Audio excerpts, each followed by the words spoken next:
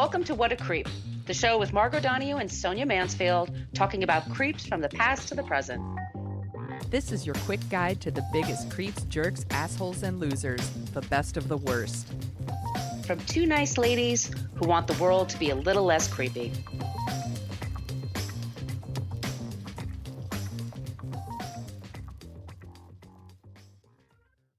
Welcome back to What a Creep. This is Margot Donahue, and my cohort in creepitude, as always, is the amazing Sonia Mansfield. Hey, Sonia. Hello, my friend. Hello, my friend. We are coming up to your birthday week, and in celebration, yay!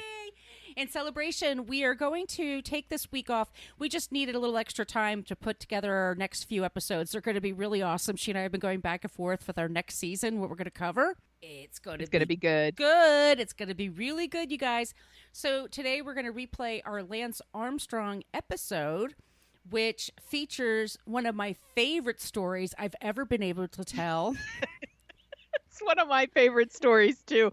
If you've been listening to the show for a while, you've probably heard the story come up over and over and over because I will never let it go. It's the best. And he's the worst.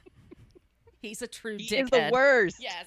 And from what I understand, since then, our show has really gained in popularity, of course, since we started.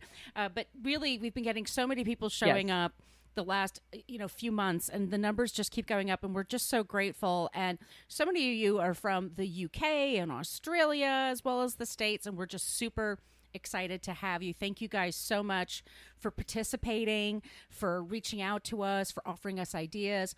I want to mention, since this episode was recorded, we now have a Facebook group, and it's private, and it's a super awesome place to hang out. If you haven't joined already, please do so, because that's where Sonia and I are probably the most interactive. It's the only Facebook. Say it again. Oh, it's the only reason I go to Facebook. Yeah, I think it's to interact with our group. Yeah, so please, she's not kidding. So please, if you're interested, please go there. We're always looking for creeps, of course, but also great suggestions for non-creeps. And somebody put something up today, Sonia, you should check it out. It's a British business, and it sounds really, really cool. So once again, thank you guys so much. We're on Twitter at CreepPod because somebody had What a Creep, for 10 years and never used it. Creep! We are we're much more interactive now on our Instagram feed, so please follow us on Instagram. That's where you guys seem to like to hang out, so we're definitely showing up there more. We have an email. It's whatacreeppodcast@gmail.com. And then since we've recorded this episode, we finally started a Patreon page. And Sonia, we had 4 people sign up this week: Kath, Izzy, Julia, and Kimberly. Awesome. Welcome to the group. You will get bonus episodes twice a month and a newsletter that actually, as we're recording this, it went out the same day. So once a month, you'll get a newsletter with previews of what's coming and maybe updates on some past creeps and just other creeps we haven't gotten to. And it's super fun. And the bonus episodes are great because we have wine. Well, she has beer, I have wine. That's pretty much the consistent thing. But we tend to spill the tea there. I had some experiences with celebrities and some famous creeps in the past, so I'll drop them there versus the regular show where I'm afraid to get sued, to be honest with you. And but we talk about creeps in the news, and we take your suggestions there. It's just a way to help out the show if you're interested. Also, if you're interested in helping us out, if you're on Apple Podcasts, just leave us a review. If you don't get it through Apple Podcasts, you still want to help. We started a merch store, and actually, Sonia, why don't you tell them about the website that you finally created? I'm not saying that you took a year to do it. I'm saying you actually, I'm saying, because I started this show and I never thought to do it. Sonia did it, so please tell them about the website. Gee, thanks a lot, Margot. No, I'm kidding. It's at whatacreeppodcast.com, and you can find everything you ever wanted to know about What a Creep there. It's linked to all of our different social media channels and our Threadless store, which contains our adorable Everybody Drink logo drawn by one of our fans. It's our first fan art from Claude in Cloud. And we also have Not a Creep logos and our maybe next year logo that you could get on shirts or face masks or anything like that. And really, all of this stuff, we use this money to pay for hosting costs for the website and things like that. And we usually use it also to get other cool, like swaggy things to send people. So it all goes right back into the show. Yeah, we're not Trust getting me, rich we're not off of this. using it to like, yeah, I'm not using it to buy my latest, lip slut order. or am I? No, I'm not. I'm really not. Once again, you guys, the email is whatacreeppodcast@gmail.com, because we also have stickers. That's some of the swag we've got. If you would like to get some stickers, just send us an email. We will drop them into the mail for you. And we've been sending them overseas, so don't be shy. Ask for stickers if you'd like some, but please let us know when you get them. If you stick them on your laptop or something, send us a picture of it. We'd love to see it. Yes, I want to see the swag in the wild, and we'll include pictures in our newsletter. I guess here we go into this is our very first episode. We recorded it differently than what we do now. It might sound a little different. I haven't listened to it in over a year. I hope I don't suck. That's my big worry of always. No, it won't. It doesn't suck. Okay. It doesn't suck. I promise. Okay. So you guys, Lance Armstrong, and from what I understand, there's a documentary that we had in America on ESPN about Lance Armstrong giving an interview, once again trying to rehab his image and really failing spectacularly. It didn't work. It didn't work. No. And I think it's now available in Europe, so that's why we also wanted to put out this particular episode. But also, by the way, Sonia, it's our #1 downloaded episode. That is so interesting. I think it's kind of a surprise. I don't know if everyone knew like what a creep he was, or to the lengths he went to be such a creep, I guess. Yeah. Interesting. Yeah. Here it is, our very first episode of What a Creep, Lance Armstrong. Hi, everyone, and welcome to the first episode of What a Creep. I am your host, Margot D., and I am joined with the amazing Sonia. We co-host the Dorking Out Show together. Sonia, say hi to everyone. Hi, everyone, and thanks for calling me amazing. I feel so special. Sonia and I have been working on the Dorking Out Show for almost a year now, right? Yeah, it has been a year. I think it's been almost exactly a year. And we took over that show and we decided, like, we're having so much fun meeting once a week and talking, and we just want to talk all the time anyway. Like, why don't we just create a show where we talk about creeps? We can't get enough of each other. We can't get enough of each other. So this is the deal. What we're going to do is we're going to take turns telling stories about creeps. So this week it's going to be my turn. Next week it's going to be Sonia's turn. Okay. And at the very end of the show, we're going to tell you who's not a creep. So we can send you off into the world with a smile on your face, and you know that the world isn't a total dumpster fire. Exactly. So if you like what you hear, be sure to subscribe. That way you'll never miss an episode. Follow us on social media at What a Creep. That's on Facebook, Twitter, and Instagram. And we're just asking a favor to please don't tag the creep that we talk about. We want to keep this just between us. Yeah, we're not looking to engage with these creeps. They've had their chance. We're just telling our stories here. So, Sonia. Yes. I say we just get started. Let's do this. As the world waits to hear what Lance Armstrong told Oprah Winfrey about his use of performance-enhancing drugs, it's hard not to be reminded of all the times Armstrong denied drug use.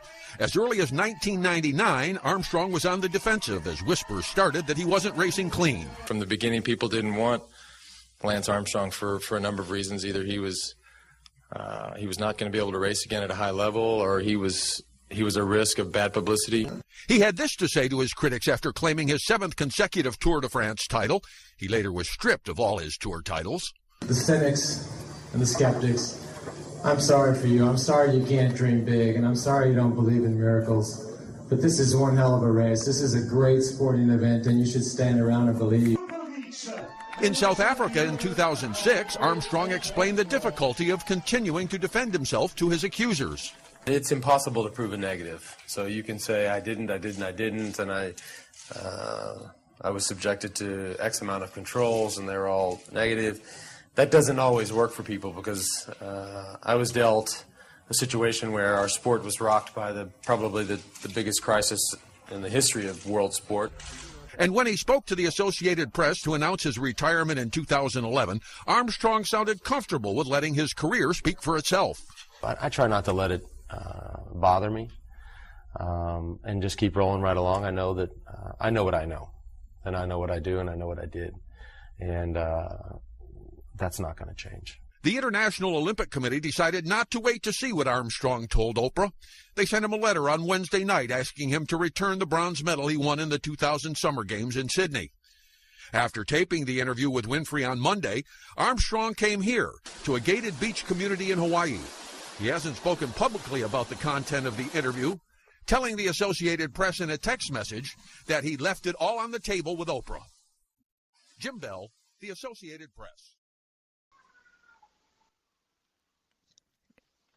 Sonia, are you ready for our first creep? I am so ready for our first creep. This is going to be therapeutic. I can't wait. All right, so here we go.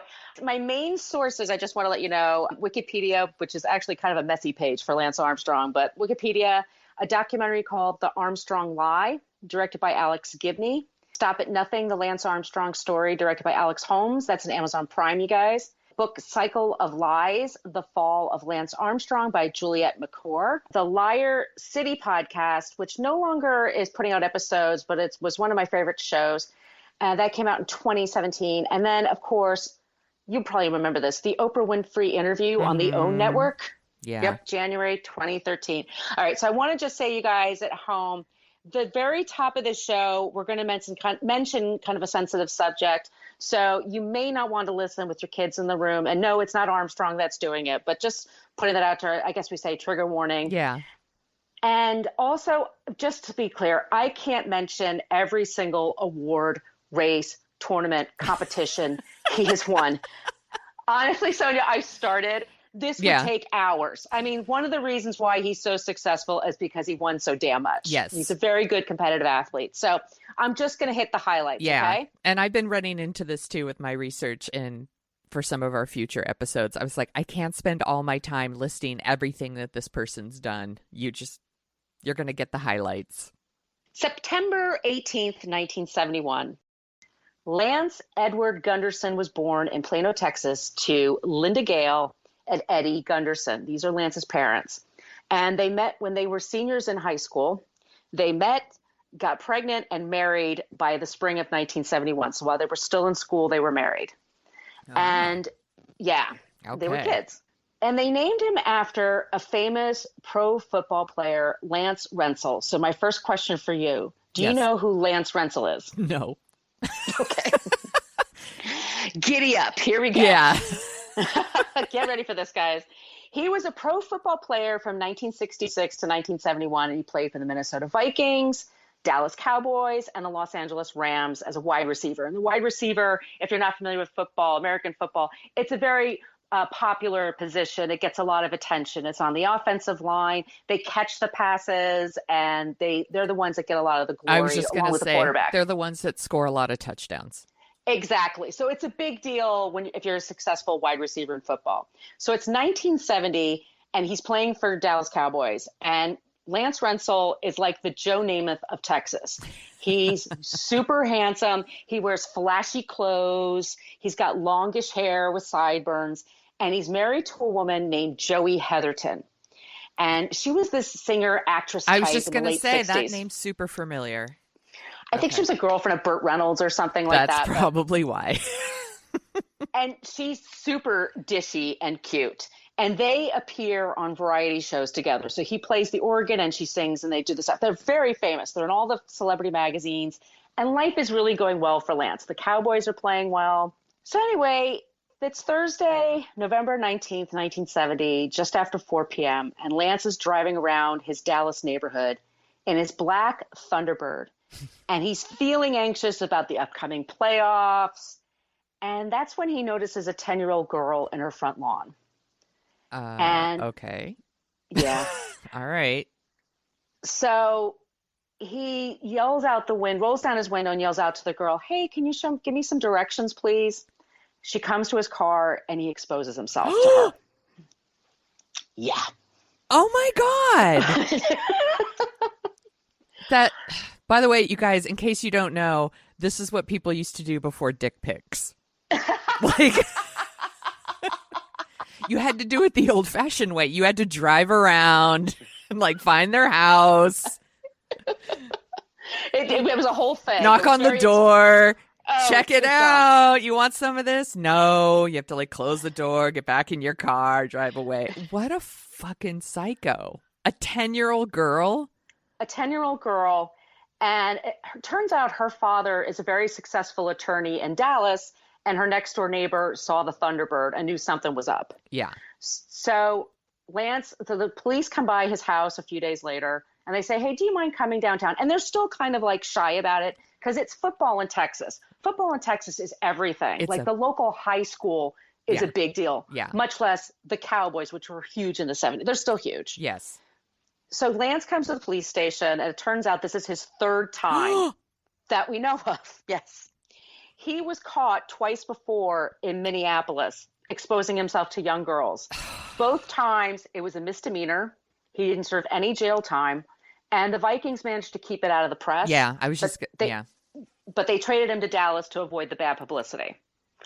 But he didn't tell Joey Heatherton about this, his wife. He told nobody about this. So he admits his guilt to the police, and he says to them, do you think I could speak to her parents? Because I think I can talk this all out for all of us. I'll give and them they're some like, autographs. Will be totally fine. And they're like, yeah, no. We'll try to keep this as quiet as possible. But you know how these things are. It gets in the media, and then it's a big effing deal. Right. And so Joey Heatherton leaves him. Dallas Cowboys, they take him off the roster, but they don't actually fire him. And by December 1970, so a couple weeks later, everybody all over the country knows about this. Now, here's something to say. Lance never serves any jail time for any of these acts. Of course. He gets a bit of probation. Mm-hmm. He's traded to the LA Rams and then is ordered to be in therapy for a certain number of years to deal with his problems. So he writes a biography in 1972 called When All the Laughter Died in Sorrow. And I bought this piece of shit. Sorry, that title is terrible. It's hideous. I bought this piece of crap and read it so you guys don't have to, because I had to find out. Like, this is only like a year after, a little year and a half after this all happened. So in the book, he expresses anger at the girl's father. Yeah, it's his fault. How dare him have a daughter stand in her front yard? Well, yeah. Well, no, he's like, why did he have to prosecute this? We could have discussed this privately. He made a big deal about it. He claims his real big issue was not that he's a pedophile, but that he's actually an exhibitionist. And then, you'll love this, he blames his mother for being too meddlesome and controlling of him as a youth. Yeah, it's always some chick's fault. Well, if it's not one thing, it's your mother. Right. I assume that this guy is now on the Supreme Court. Is that right? I assume he is. Right now, Trump is listening to this episode, and he's like, he might make a good Supreme Court justice. I wonder if he likes beer. Well, not known as much about him now, but it's very funny to read this book because Lance actually has his mother respond to things in the book, and it's all written in italics, and she's mad at the victim. She calls them all liars. It's crazy. Oh my God. And he says on page 26, the humiliation crushed me. I was being treated like a guilty man. Nobody even assumed I was innocent. Guilty though I was, I thought later it was a terrible thing that the press can do that to a man. Innocent or not, all getting painted in the same brush. Look, I'm super guilty, but why didn't you assume I was innocent? What a fucking psycho. And the only reason the DA pressed charges is because she was under 16 years old. Right. Because the DA said to him, look, it's taken for granted women have to deal with this. So we just only go after the ones that do it to kids. Which, by the way, nothing's changed. No. So did Lance Armstrong's parents know about this stuff when they named him after this football player, or was this after? They had to have known about it. I mean, they were living in Plano, Texas, which is near Dallas. They followed the Cowboys. Yes. Like, this happened in December. Lance is born the following September. His parents knew all this stuff. Mm-hmm. So that's my point. It's just a weird coincidence. Yeah. But our creep today is named for a total creep. Yeah. I don't know. I'm not going to judge them because I named my son after Woody Allen. No, I did not. Could you imagine? This is my son, Woody Allen Mansfield. So let's go into Lance's early life, all right? Yeah.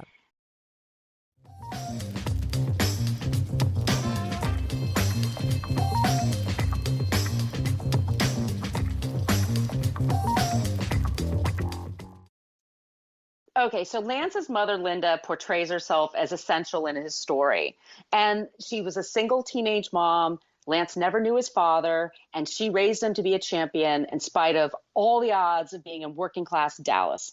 She and Eddie don't work out. His Eddie Gunderson, he was basically an alcoholic and not very reliable.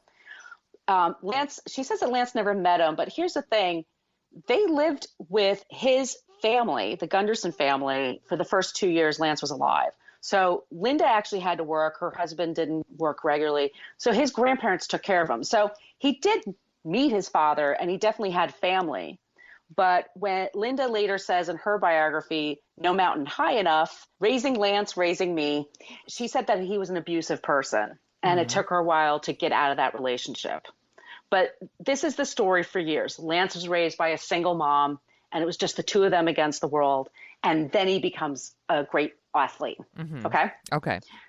Well, none of this is exactly the truth. So he did live with them for 2 years, the Gundersons, and then they divorced in 1973, and then his mother marries Terry Armstrong in 1974. And Terry's not just his stepfather, he adopts Lance. Okay. When they leave the Gundersons, Linda cuts off all contact with them, including her son, with his grandparents. And they were supposedly crushed because they really loved him, but that's what happens. And Lance hated his father because he heard he was abusive. And he's going to really hate his stepfather because he's abusive to him and his mom. But Terry and Linda are married for a very long time. So it sounds like Linda knows how to pick him, right? She has great radar. She has really good taste. Got it. Okay. So Lance later says that he calls him his stepfather, not his adopted father, and says he's abusive to both him and his mom. And Terry is a coach for Lance's football team when Lance is 8. And one game he thought Lance was sort of loafing about in the fourth quarter. That's how I described it. And he refused to talk to him for a week afterwards. Lance is 8. Jesus. He often called Lance a loser if he did not like his effort. And this is the year where Lance's team went undefeated that year. The fact that he's like 8 and they talk about his undefeated season is ridiculous to me. This is football in Texas, guys. It's a big deal. So Terry also believes in corporal punishment and using a paddle. Oh. And when Lance, he's a normal kid. He gets in trouble from time to time, but it's very weird and ritualistic. So Terry, when he paddles Lance, he brings Linda into the room. They go into a room together, and then he says to Lance, this is what you did wrong. This is how many smacks you're going to get. And then he makes Lance bend over and hold his ankles as he paddles him. Oh, my God. Yeah. So Lance. This is terrible. Lance said this was extremely traumatic for him. Yeah. Yeah. Well, yeah. Oh, my God. Yeah. So at this time, around 8, 9, 10 years old, he's a very angry kid. And he's getting into fights all the time. And he's something of a bully at a really young age. Oh, this is so sad. Yes. You are bringing layer and layer and layer of creep into this episode. There are creeps all over this. By the way, we end the show on a happy note, guys, so don't worry. So Lance eventually tires of football because he hates having to depend on teammates. And when he's about 12, he discovers swimming at the local YMCA. Doesn't know how to swim.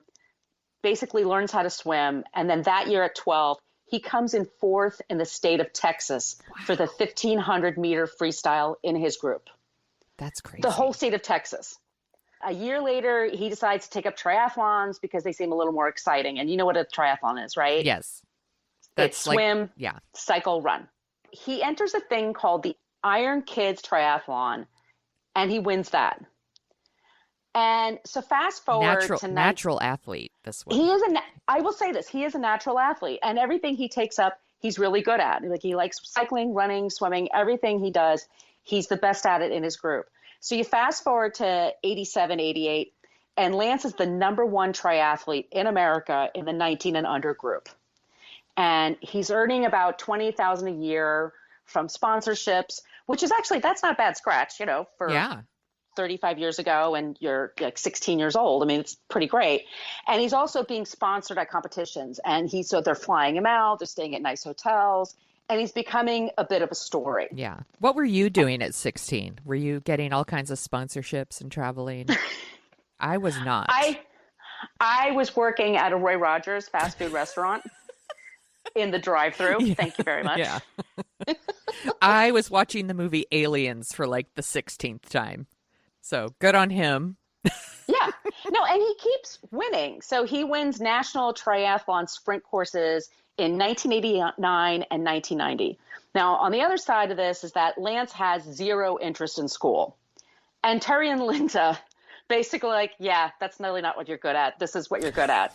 So learning's for chumps. Get on your bike and start riding. Absolutely. And they basically give him any equipment he wants because they know that he's never really going to go to college. So they're not going to use that money for that. And that this is his true gift. And like I said, he beats everybody. Mm-hmm. So, and he's getting attention in the press. And at this time, occasionally when he's in competitions, he's known around this time for taunting his competitors, who are sometimes his only friends, by the way, but he would taunt them by saying things like, you're a loser, you're pathetic, or my personal favorite, did you swallow your panties this morning? What? I don't even understand what that means. I don't understand that either. I was hoping you could tell me. I have never heard that. I don't know anyone who does that. I don't know if that's a thing. Is that who swallows what? I don't get it. I got nothing for you. He's not the sharpest tool in the shed. His words aren't his thing. Of course, it's like telling a guy you're girlish in any way Right. is the worst thing in the world. It is. It's so bad. Right. For dudes, but not really. So Lance and Terry have a contentious relationship. And part of it's because Lance, when he was 14, discovered that Terry was cheating on his mother. And he found a love letter that either she wrote to him or he was writing to her. And he never told his mom, but he basically emotionally, he X'd Terry out of his life at this point. And so they had arguments. And Lance is, by the way, getting bigger and stronger. He gets to be about 5'10" and kind of lean, but he's super strong. He's like all muscle. And so Terry's a big guy. And so he and Lance would have these arguments and they're starting to hit each other. And the neighbors are starting to call the cops. And one time Lance got so angry, he threw him through a glass coffee table. Oh my God. Yeah. Wow. Okay. It's intense. And so there's a man named Rick Crawford who was a professional triathlete around Plano, Texas, and he kind of took Lance under his wing for a little while. But after 18 months of Lance's rages and his bad behavior on the road, he and Lance argue, and Lance cuts him out of his life. And according to Crawford, every man that was a father figure to Lance, he dumps them. And every woman he dates resembles his mother.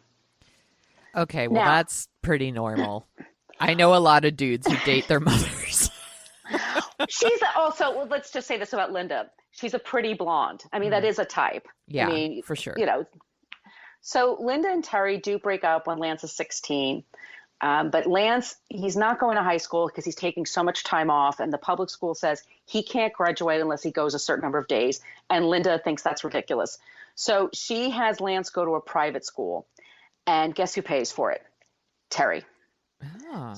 So they split up, but he pays for the last 2 years of Lance's private school education. I wonder why he did that.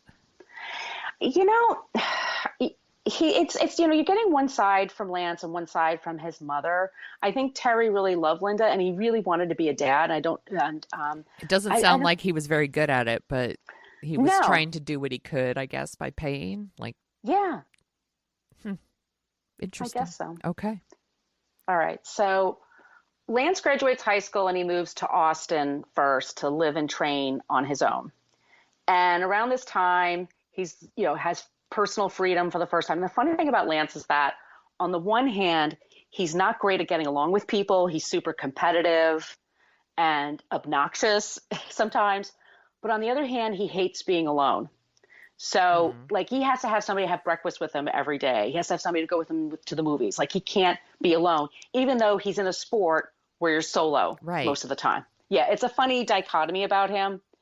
But around this time, He's getting a couple of DUIs.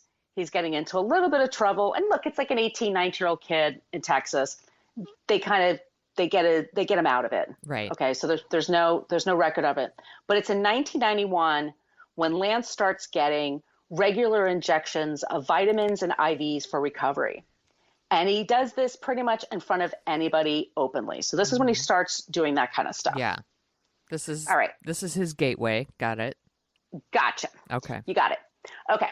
Now, by the way, at this time in the 80s and 90s especially, cycling was considered a pretty dirty sport because participants can just sneak stuff on them as they travel. Oh, okay. Yeah. So there's several opportunities to sneak a pee test or slip some pills or whatever. So just so you know, it was known to be a dirty sport. I know jack about cycling. Well. So I will defer to your expertise. Okay. Well, are you ready to learn about the Tour de France? Yes, I am. I love to learn.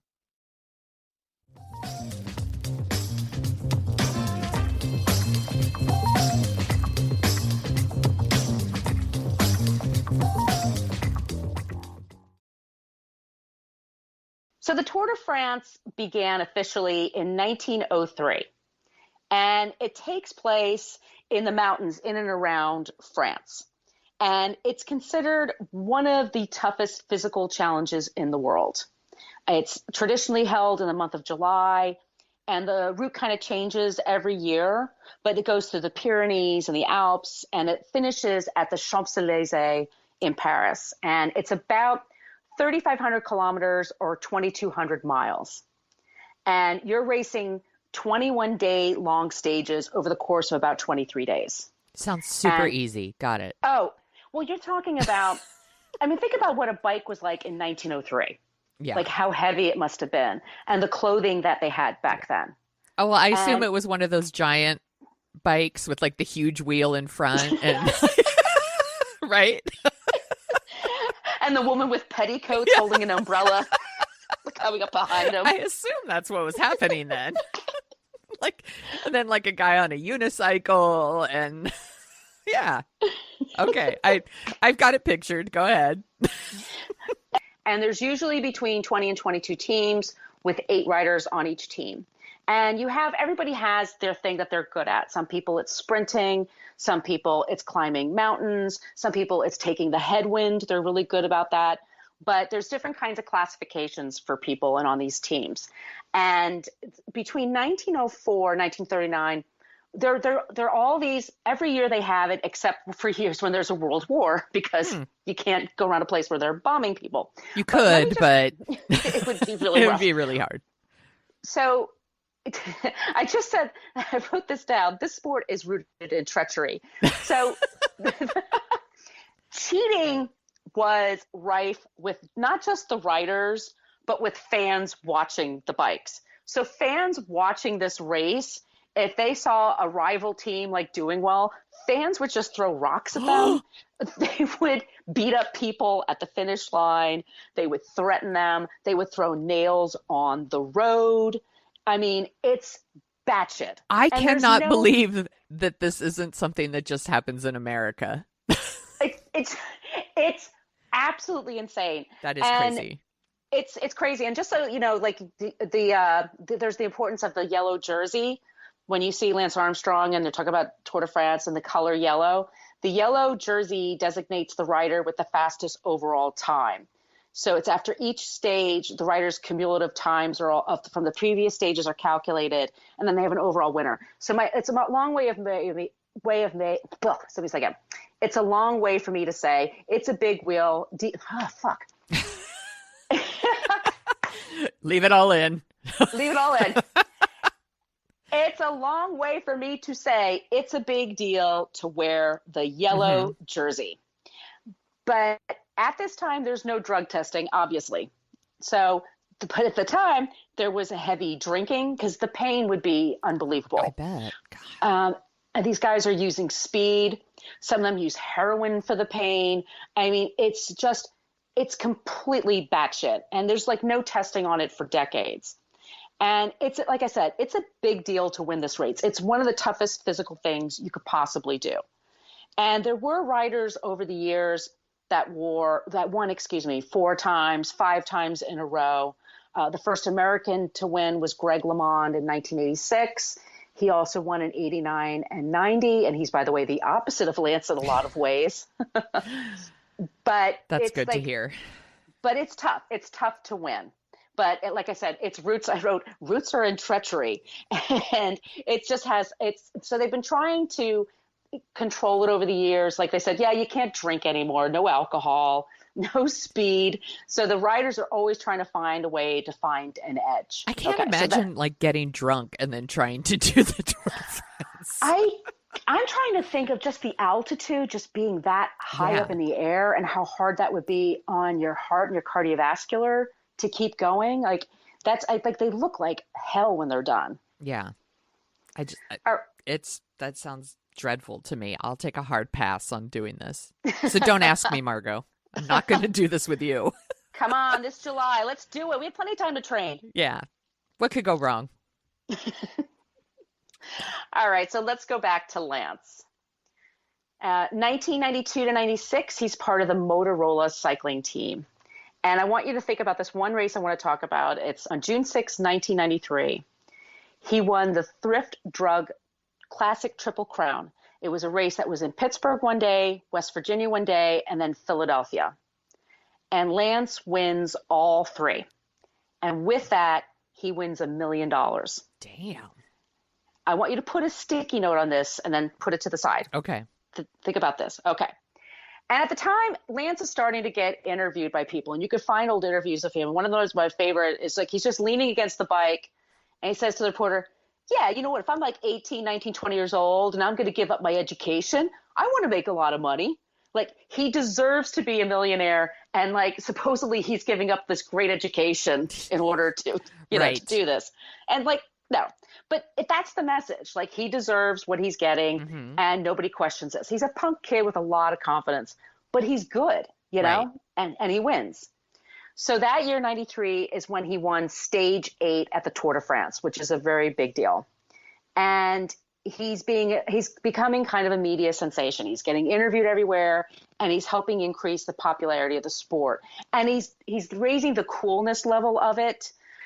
So Lance moves to Italy and lives with 2 people, Frankie and Betsy Andreo, who become really good friends of his. And they're a married couple. Frankie's a rider, and Becky's just like right-hand man. She does everything for him. And the cyclists, like cycling is their whole world. And later in 93 in Oslo, Norway, Lance becomes the world race champion at the age of 21. Wow. With his mother by his side. And his mother, by the way, she's like 39, but she looks 30. Yes. Like I want to just give you the optics. Like, she's like really pretty. And she's like, once again, this whole story, single mom raising him on her own. And there was tons of rain during this particular ride. So it really looked like a big deal. But this is where the myth starts happening. Mm-hmm.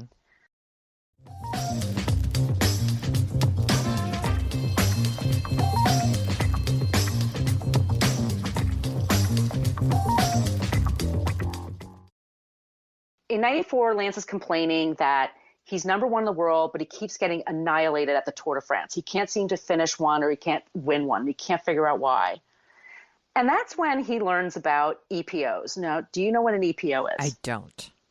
I don't know how to pronounce it, but I'll try. Okay. It's erythropoietin. Sure. That sounds right. And it's a hormone that it's naturally produced in the kidneys. But if you take it artificially, like through injections, it'll improve your performance. Okay. And EPOs are starting to take off in the mid-90s with professional athletes. You can just go longer and stronger and not feel the pain. So in 95, this is when Lance starts using them. He's in the Tour de France when his friend Fabio Castarelli died in the 15th stage. He crashed into a mountain. Jesus. Yeah. And Lance was destroyed by this. He won the stage 18, and he dedicated that win to Fabio. And this is the first time he completes the Tour de France. And this is after he starts taking EPOs. Mm-hmm. All right. So now we're in 96, and Lance is the number 1 cyclist in the world. And that July, he started the Tour de France, and he couldn't stick with it. He just wasn't feeling well. He did make the Olympic team that year in Atlanta, but they don't do very well. He signs with the French Confides cycling team for a $2 million 2-year contract. And That sounds like a lot of money. yeah, from especially like 20 years ago. Yeah. 2 months after he signs the contract, he's diagnosed with testicular cancer. Okay, this I remember. He's a big enough deal at this point that I know who he is, and I don't know jack about cycling. It's October 10th, 1996, and Lance is 25 years old, and he's told that he has stage 3 testicular cancer.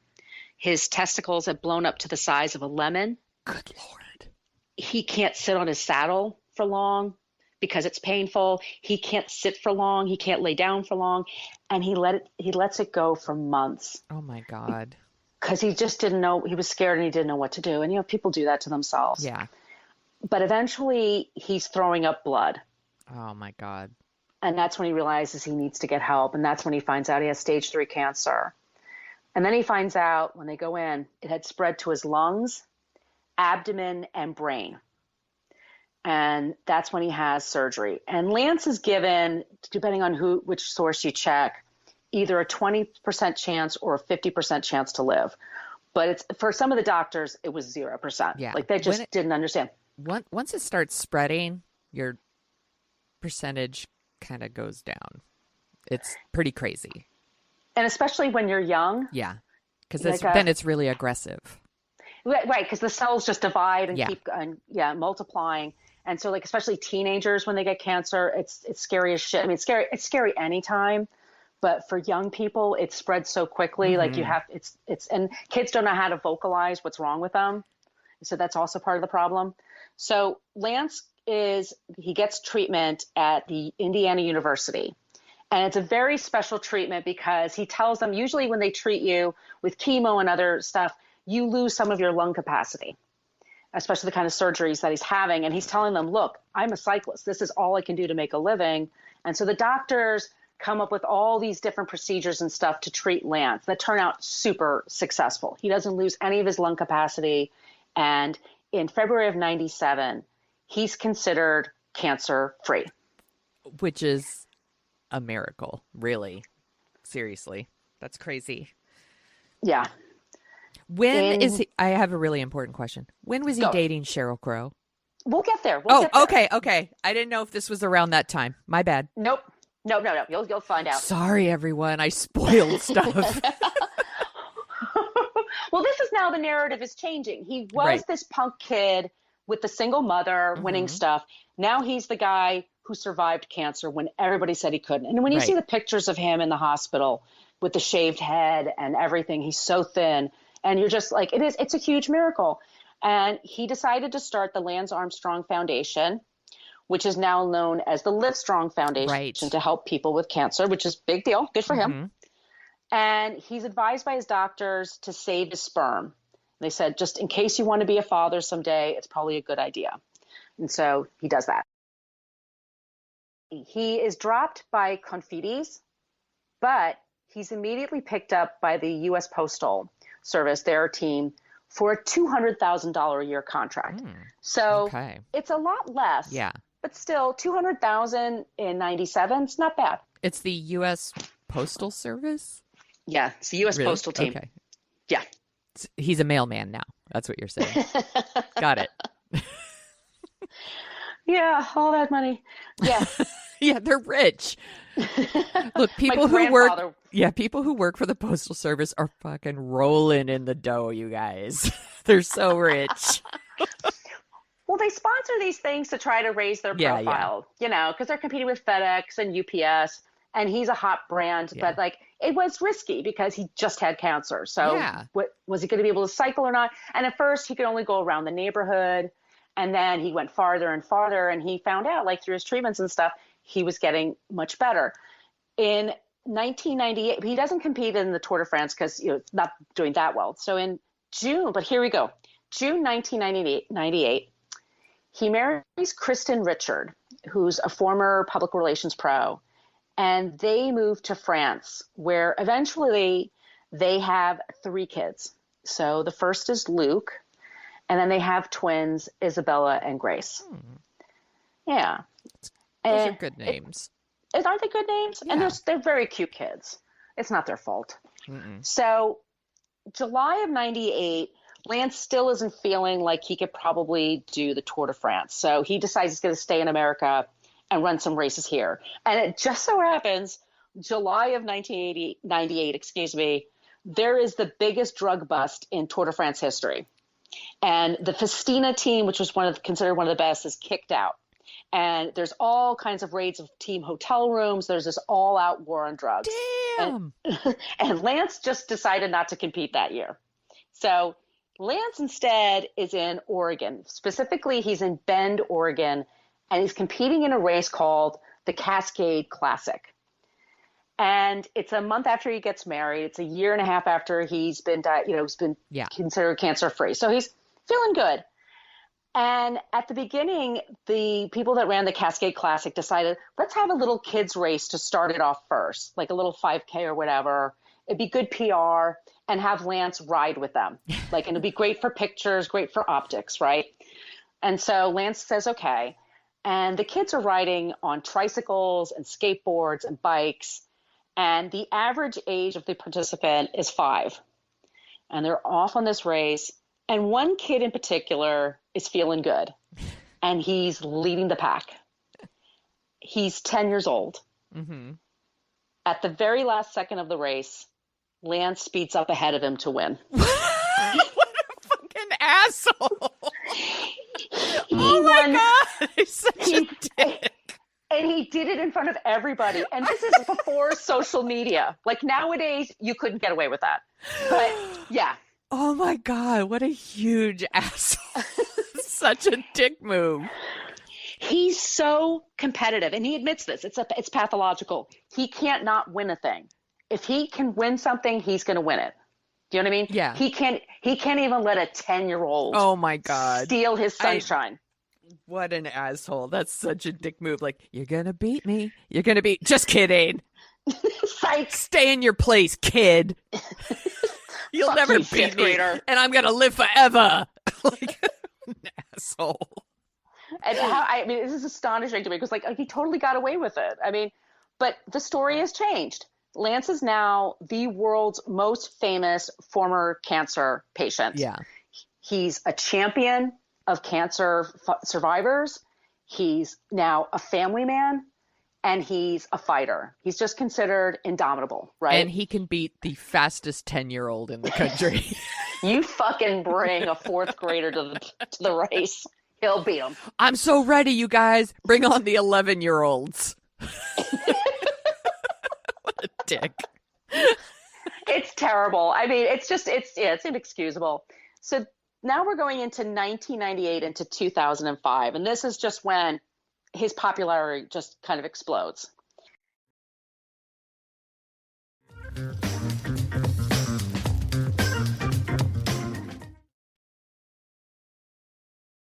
In 1999, Lance starts working with Emma O'Reilly. Do you know who that is? No. Okay.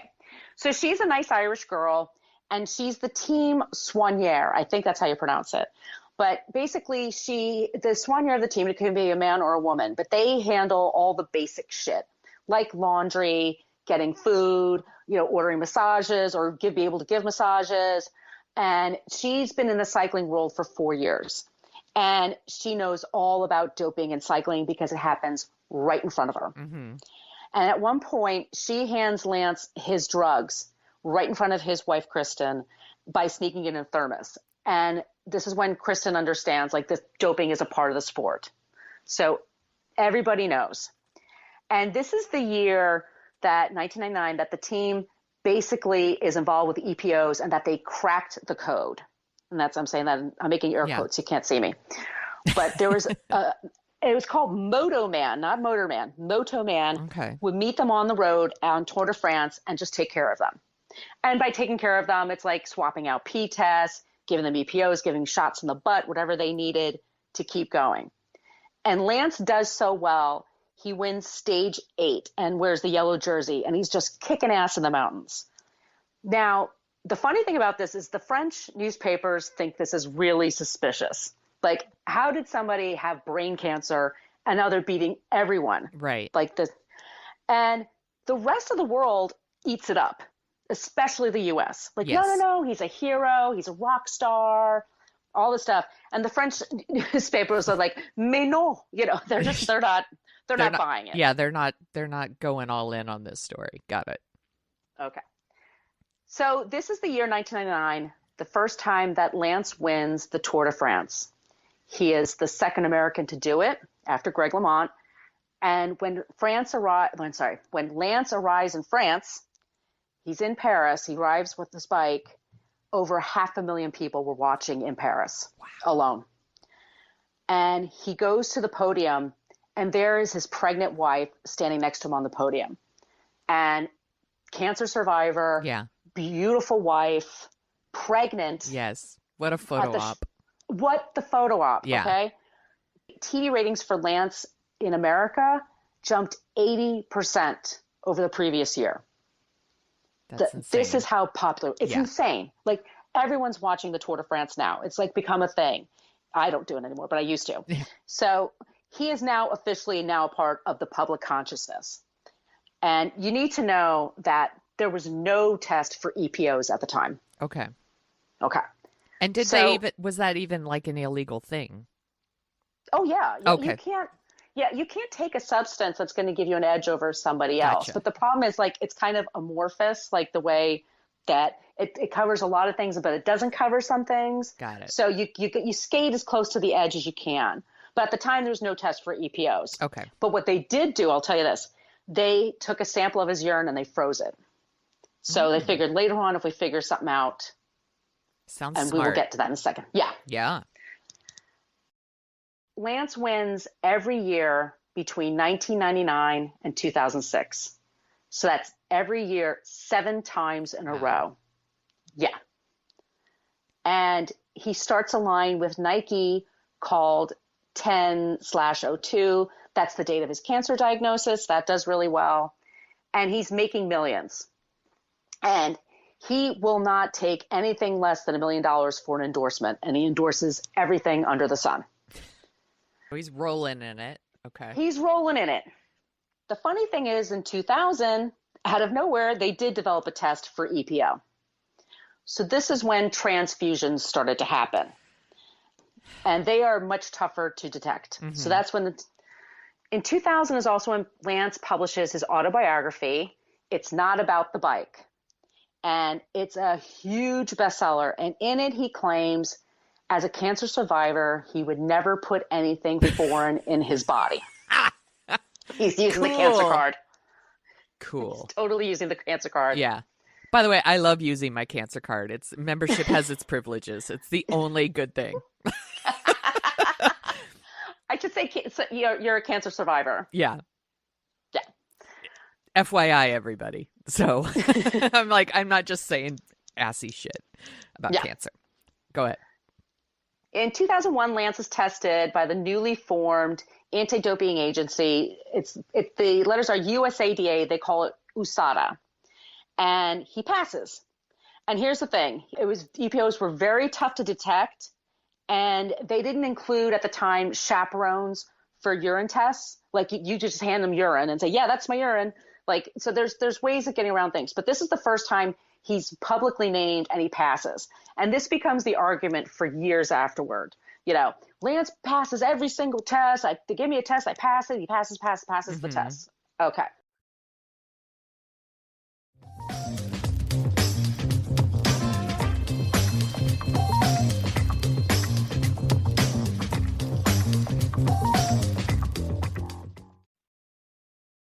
The Sunday London Times produces an article doubting Lance's claims of clean riding.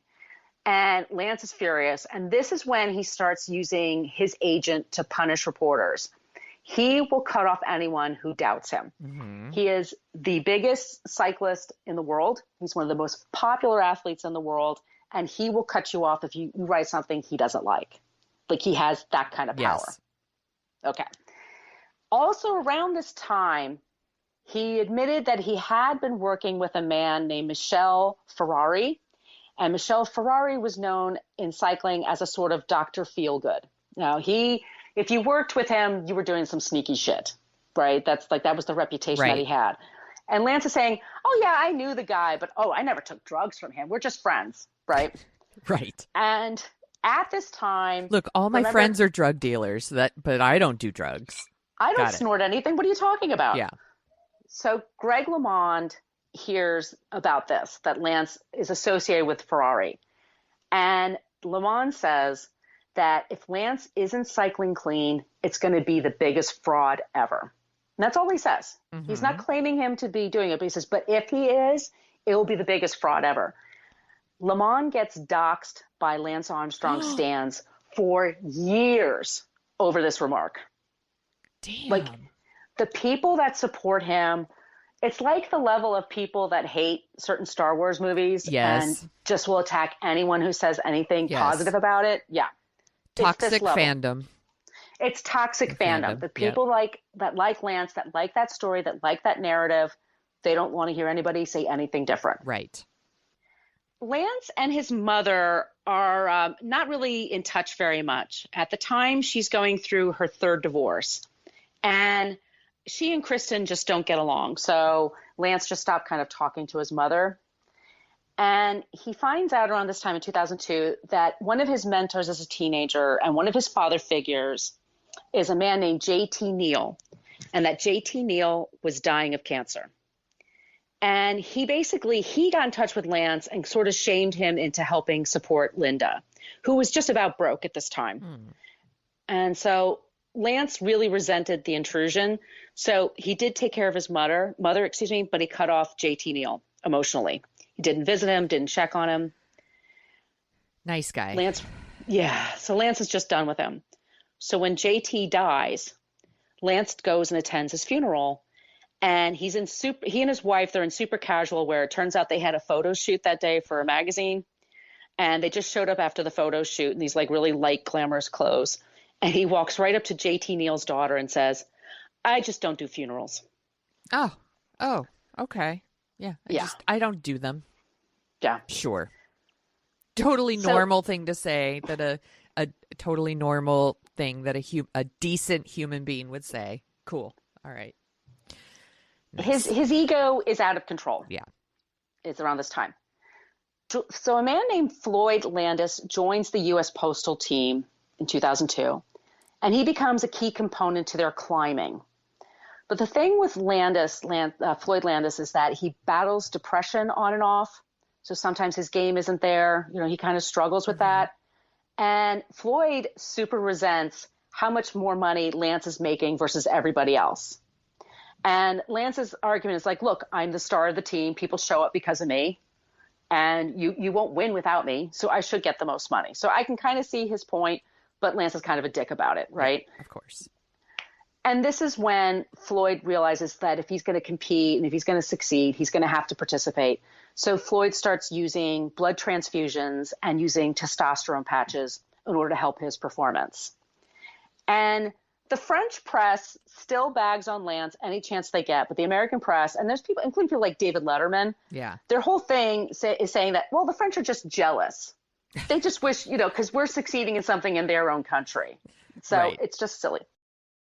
On Valentine's Day in 2003, Lance told Kristen he wanted out of the marriage. And how romantic. Isn't it? Yeah. He couldn't wait for their anniversary. He had to do it on Valentine's Day. On Valentine's Day. Yeah. And he wanted to enjoy his fame more. He admits that. There's girls hanging around the tour bus, and he's super famous, and he just kind of wants to enjoy his fame more. And Kristen kind of just goes along with it. Maybe she was sick of him too. Who knows? Probably. But I'm going to say yes. Yeah. I'm sure she was just like, all right, fine, just pay me.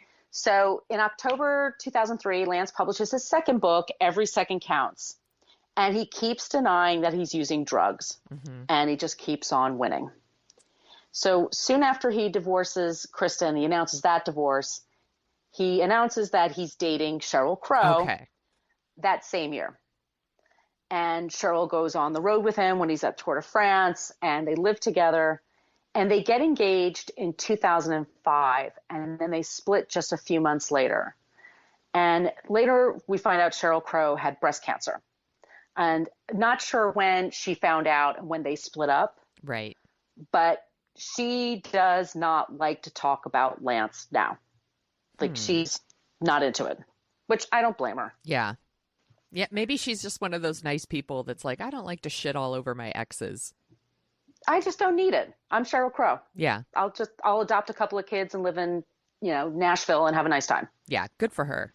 Good for her. Good for you, Cheryl. I'm glad she got away from him because he sounds like a real creep.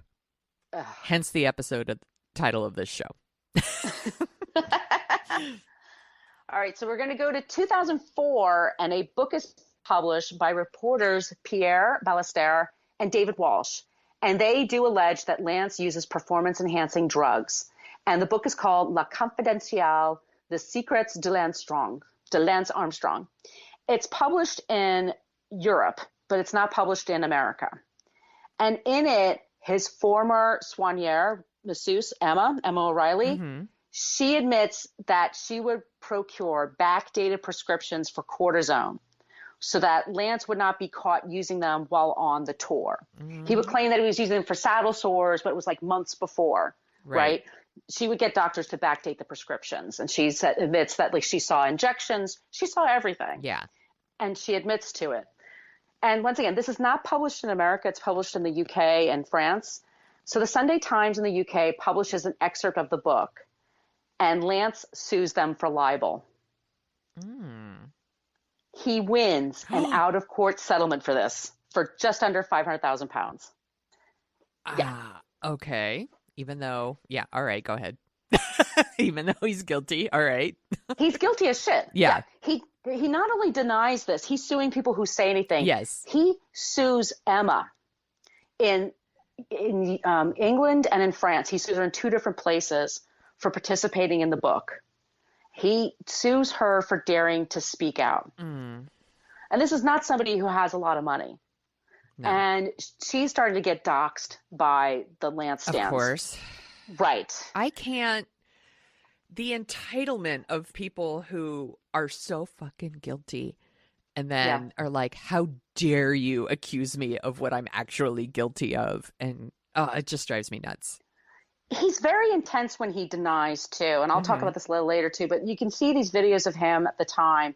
Every year they're bringing it up, the sports media, and they're getting a little more declarative about it. Like, there's a lot of rumors, and Lance will just go right in your face. Like, hey, did you look at this deposition and look at page 256 on this line and this line? And he just like has data. I want to take these drugs. I don't know what this is going to do to my body 10, 20, 30 years from now. I don't know. You know what I mean? Yeah. But I felt like I had to because he was the leader and he bullied everybody into it. And this is just what he does. I mean, this is just perfect Lance. In his mind, if everybody cheat, whoever does it the best wins. And that's all that matters. Okay. All right. So remember that frozen urine sample? Oh, yes. How could I forget? It's like springtime in France. So there's a lab in France, and it tests his frozen urine sample, and it says from his 1999 win, his first win, and it says that it's tested positive for EPOs. But Lance just denies all this as junk science, and everybody kind of goes along with it because it is kind of wonky. I mean, it's frozen urine. Right. Okay. In May 2004, Nike produced yellow rubber bracelets that said "Live Strong." Do you remember this? I do. They were everywhere. Yes. Everybody wore them. Everybody fucking wore them because everybody hates cancer. Yeah. And so that's something we can all agree on. So yes. That's the one thing we can all agree on is fuck cancer. it's a uniter, not a divider. Yes. Okay. So the proceeds from these rubber bracelets, I think like $4.99 or whatever, they go to Lance's foundation. They go on to sell 80 million of them, which think about that number. Yeah. That's incredible. That's insane. And these are just a sampling of the awards that he has. And so he wins the Sportsman of the Year award by the U.S. Olympic Committee, 1999, 2001, 2002, 2003.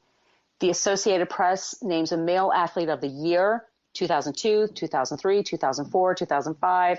He's the ESPY best male athlete, 2003, 2004, 2005, 2006.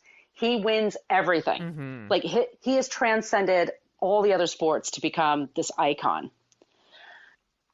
So let's move over and switch to, there's a company in Dallas that's called SCA Promotions. And their job is they are an insurance company that's supposed to pay out bonuses to the U.S. Postal Team for winning the Tour de France. And they hear about this frozen pea test, and they hear all these things, the rumors going about. And they just decide they're not going to pay him his millions. And he did win millions because they feel like he didn't win it honestly. And that's in 2004. So the next year in 2005, Lance wins his final Tour de France, and he gives a speech and says, "To all of the skeptics, I'm sorry for you. I'm sorry you can't dream big. I'm sorry you don't believe in miracles." He's such a cheeseball. Oh my God. It's so cheesy. And he soon announces that he's retiring, and he says he wants to spend more time with his family. Yeah. And let me take a big sip of water, because wait till you hear what's coming up.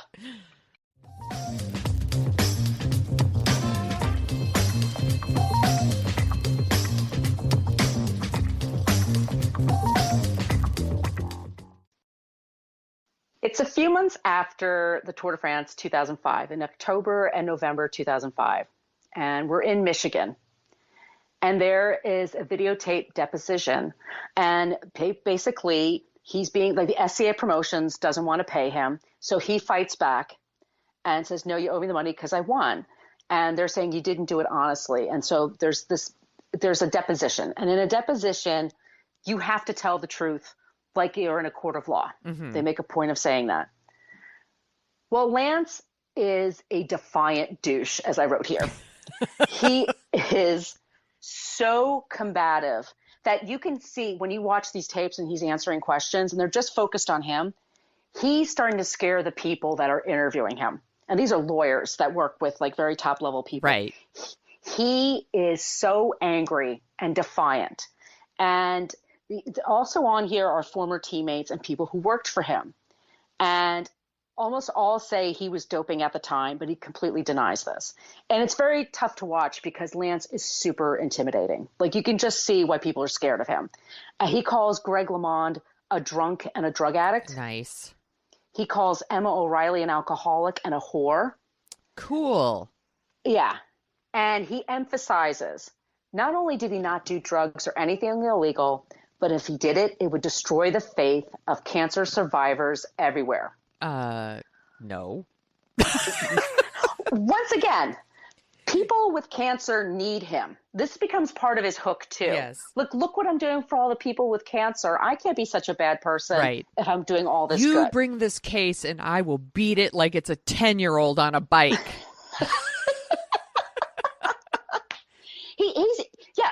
He scares people. So his longtime friends, I mentioned them before, Betsy and Frankie Andreo, they tell of his drug use, and she claims she heard him, and this is a big famous thing. He was getting brain surgery in 1996, and some people were in the room where the doctor asked Lance, "Have you taken performance-enhancing drugs? Have you done this or that or the other?" And Lance admits to everything that he did. Okay? Yeah. He labels her a liar, Betsy. Nice. And he describes her as crazy several times over the years. And Betsy's fighting for years, like saying she's like, feels like she's shouting into the void. She's saying it for years. Lance dopes. He made my husband do it. I've seen him do it, and nobody listens to her. All right. So after this deposition, Lance flies to New York to host SNL with Sheryl Crow as the musical guest. And he claims not only did he win, but that he was completely vindicated. Mm-hmm. And I wrote down here, not so fast, Lance. In 2006, he is cleared of any drug charges due to bad testing. So that's one of the reasons why he says he won. But everyone's now really kind of suspicious of him. In that year, 2006, Floyd Landis wins the Tour de France. But 4 days later, he had his award stripped from him for failing a drug test. And he denies it like crazy, but it doesn't do any good. That's the same year that Lance decides to run the New York Marathon. And he does it in 2 hours, 46 minutes, and 43 seconds. So that's pretty good. Okay. Also around this time, Lance is dating up a storm, Ooh. including designer Tory Burch, including Kate Hudson, and including actress Ashley Olsen. She was 21 at the time. He was 36. Ew. Right. And he hangs out with Matthew McConaughey, and they hang out so much that they were called the Siamese twins.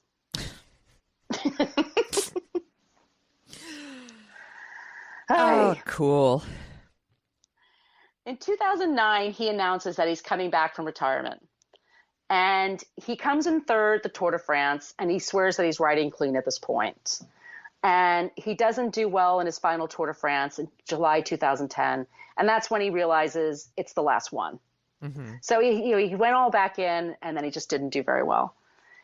And also in July of 2010, Floyd Landis is giving interviews. And Floyd Landis admits that he was doping in the past. And he says that Armstrong is guilty as well. And that Lance bullied everyone to take drugs, use any means necessary to win. Just like his stepdad would have wanted. He learned that from watching him. And because of these allegations, the U.S. Justice Department starts to investigate possible crimes by Armstrong and the U.S. Postal Team. So Floyd doesn't have any money to fight this, right? So he files under the federal whistleblower lawsuit against the False Claims Act, okay? Under the False Claims Act, excuse me.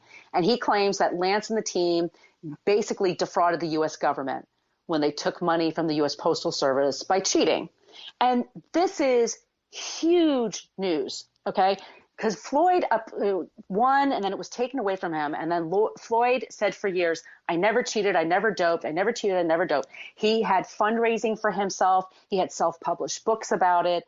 It was a big deal for him to say anything. And then once he said it, Tyler Hamilton, who was another former teammate, admitted as well in 1999 that Lance was doping.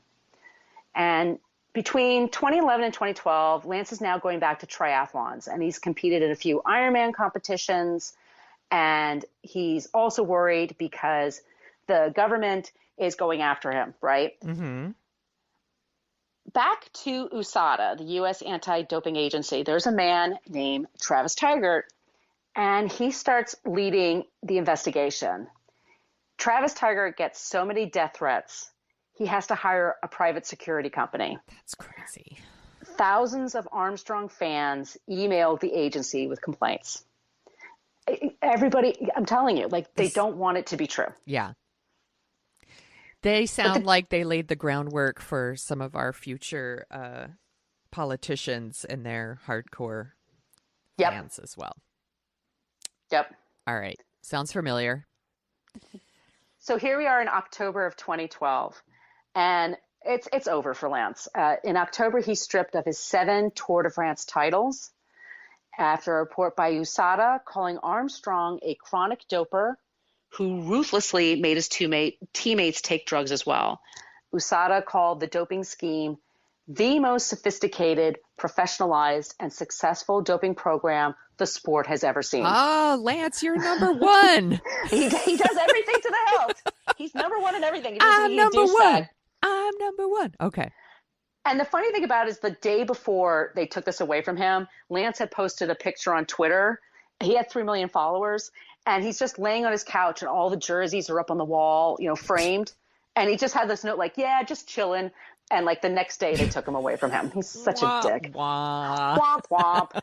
So in addition to the doping, there were stories of him cheating as well. Mm-hmm. And do you remember when I told you about that thrift drug classic where he won $1 million? Yes.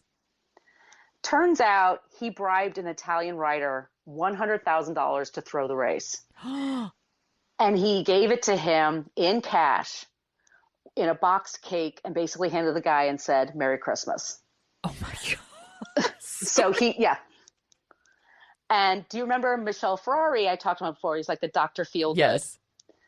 And Lance said, I stopped working with him in 95. Well, it turns out, according to USADA, he paid Ferrari over $1 million between 1996 and 2006.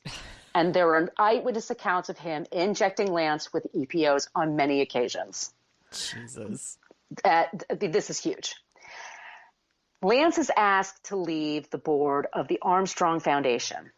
It will now be known as the Livestrong Foundation. And Lance is pissed about this. And he emails the entire board and calls them cowards for not supporting him. Almost immediately, he loses sponsorships like Nike, Trek Bicycle, Oakley Sunglasses, Radio Shack. They all disappear. He loses millions overnight. It's almost like people don't want to endorse an awful cheater. So Lance decides he's going to head to Hawaii and hide out. And it seems like a smart thing to do. You shouldn't hang around Austin. So he goes to Hawaii and drinks too much and is really freaking out about his future. Like, he's in deep panic mode. Because not only on top of this are they stripping him of his medals, they're telling him he can't participate in any competitions. So no triathlons. You can't run that 5K fun run in the park, in Turkey Trot or whatever. He can't do any of that. Who's going to beat the children? I have important life lessons to teach them. Lance comes back from Hawaii in the middle of December 2012, and he tries to broker a deal with USADA. And he wants to at least be able to participate in the Olympics and triathlons in the future. And part of this punishment, like I said, it's a lifetime ban. He could just never do this again. And so Lance goes in, they're like, well, if I give you this much, will you lift the lifetime ban? And they're like, to 6 months. And they laugh and say, no, 6 months, are you kidding? So when he meets Travis Tigart, he blows up at him in this meeting and says, Travis, you're a motherfucker. Yeah. And nice. He's there for hours. And then he realizes he's just not getting anywhere with anybody. And then he leaves. So he goes back to Hawaii. And what do you do when you've hit your bottom and you need to talk to someone? I say, who better than Oprah? Yes. I would also like to talk to Oprah. I would too. Well, he and Oprah happen to have homes near each other in Hawaii. And they've been at each other's homes for dinner. He'd been on her show several times. And Oprah is in an interesting place, January of 2013, because she stopped doing her afternoon talk show the year before. And she launched this network, OWN. Mm-hmm. But it was struggling. Yeah. I don't remember the early days of OWN, but they had no viewers. I mean, the shows were not very good. And he could have been interviewed by ESPN, New York Times, anybody. But he figured he and Oprah are friends, so she'll cut him a break. And they have a talk about it, and he says, you can ask me anything you want. And he figures it's going to be easy peasy. It's going to be light Oprah shit. And Oprah, being not a dummy, says, yeah, that sounds good.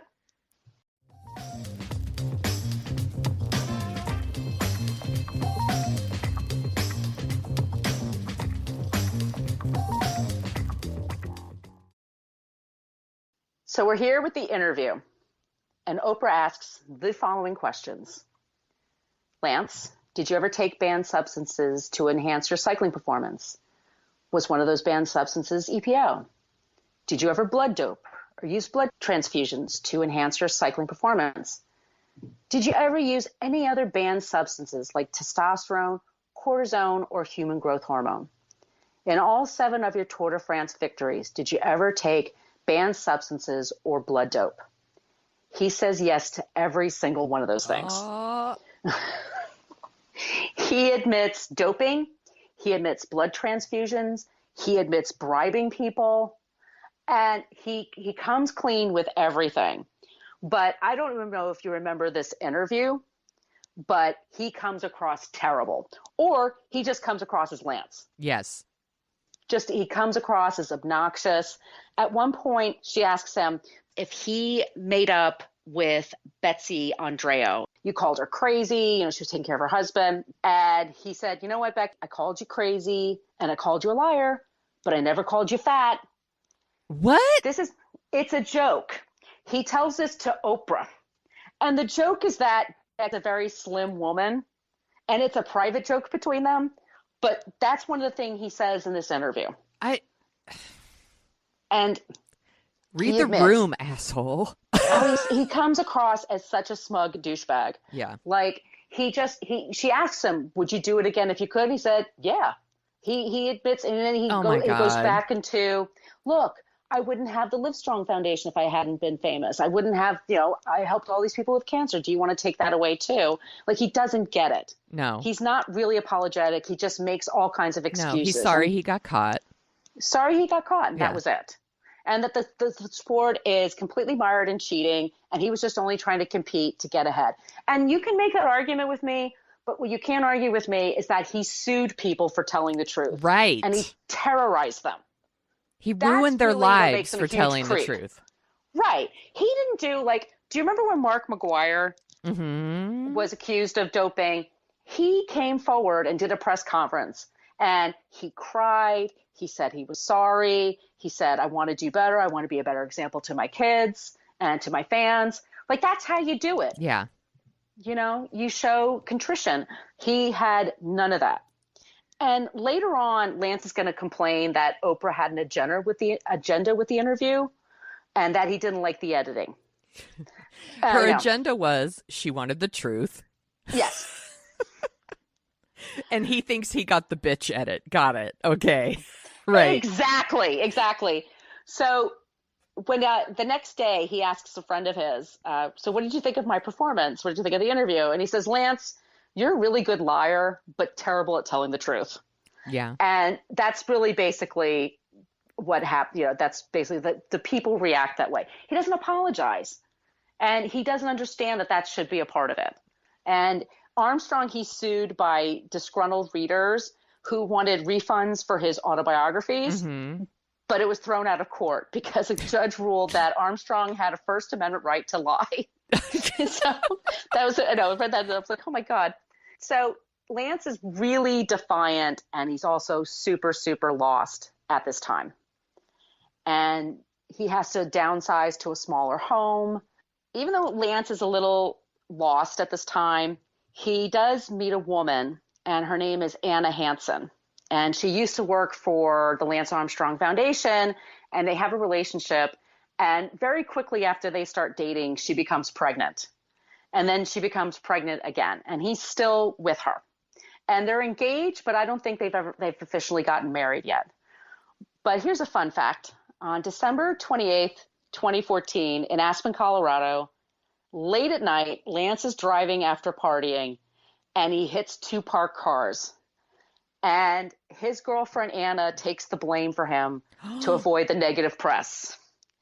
And it doesn't work. And the cops figure that out pretty damn quickly. Right. And they're both charged with filing a false report, which is just a misdemeanor.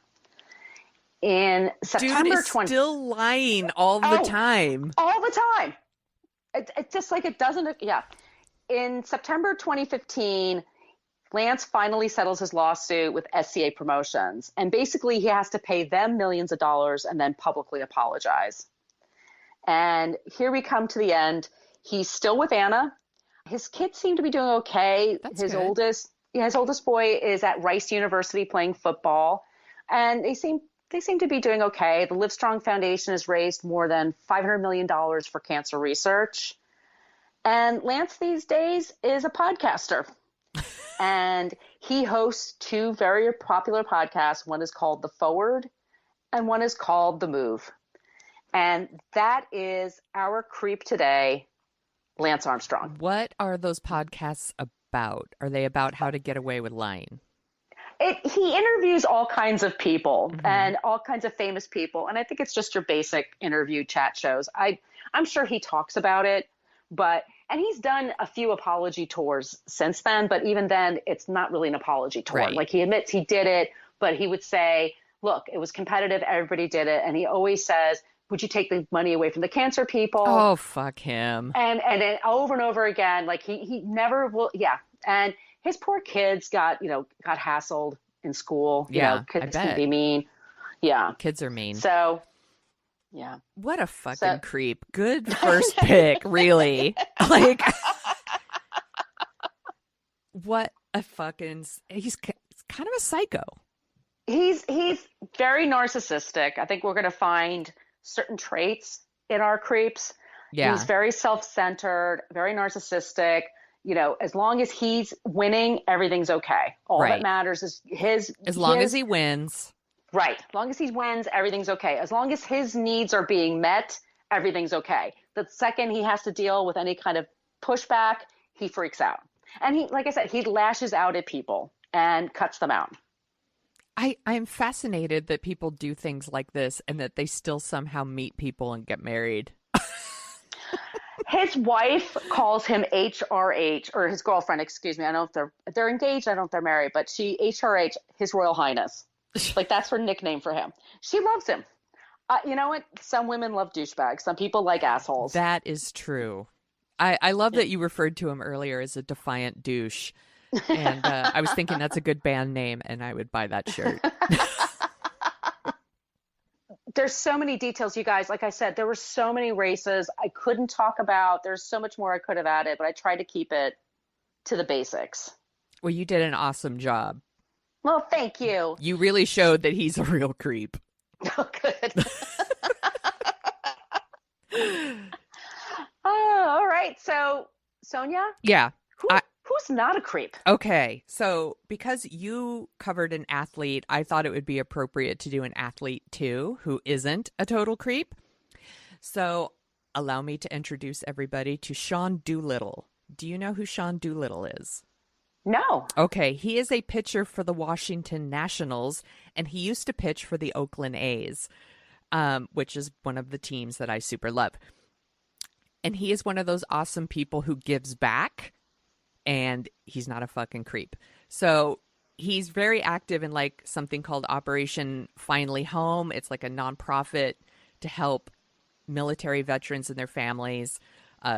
He did that also with like another organization here in the Bay Area called Swords to Plowshares, also about like helping veterans find housing and employment. But here's my favorite thing he did. So during the 2015 season, the A's had their first ever Pride Night, which I can't believe it's 2015 and like they hadn't even had a gay pride night. That's bonkers to me. But okay, good job, Yeah. A's, on finally doing it. Better late than never.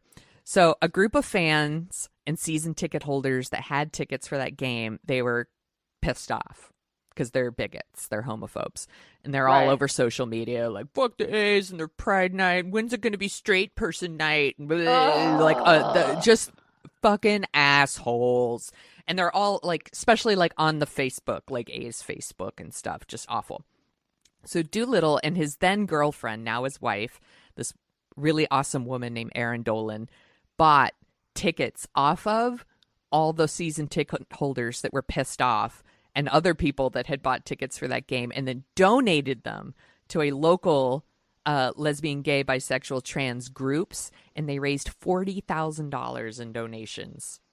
Oh, that's amazing. Which I thought was so amazing. And they're just like these really cool people. So even if you're not into sports, you could follow them on Twitter. Like, they're just super funny. They have like really funny like back and forth to each other. And I know that like what they did here in the Bay Area, everyone here super loves them. And when they went to the Nationals, they still do stuff like that in DC, which I thought is really great. And he is not a creep. Sean No, he's Doolittle. not a creep. No. Oh, yay for him. Thank Yeah. you, Sean. I know. He's good people, and his wife is really good people too. Like I said, they're both on, he's on Twitter. I think it's called What Would Do? So it's like do like DOO and then do. So what would do? And he's really fun. He's one of my favorite players that we've had here in a while. And he is not a creep. So not all athletes are creeps. Here's one. Not all athletes. That was amazing. Thank you for closing with that, because we needed that after all this stuff. Yeah, we need a little palate cleanser. Yeah. So this is what we're going to do. Sonia and I are going to take turns talking about creeps. Yes. So this week it's me. Next week it's going to be you, and just going to go back and forth. And I'm super excited to hear about your creep next week. I am too. Do we want to announce who it is, or is it a surprise? I think we leave it as a surprise. Okay, I think so too. Awesome. So guys, Awesome. So guys, be sure to subscribe to this podcast so you'll never miss an episode. And in the meantime, everybody, don't be a creep. Don't be a creep, you psychos. Thank you for listening to us talk about creeps. You can follow us at What a Creep Podcast on Facebook, Twitter, and Instagram. But don't follow us too closely. You can email us your creepy stories at whatacreeppodcast@gmail.com. But please keep your dick pics to yourself.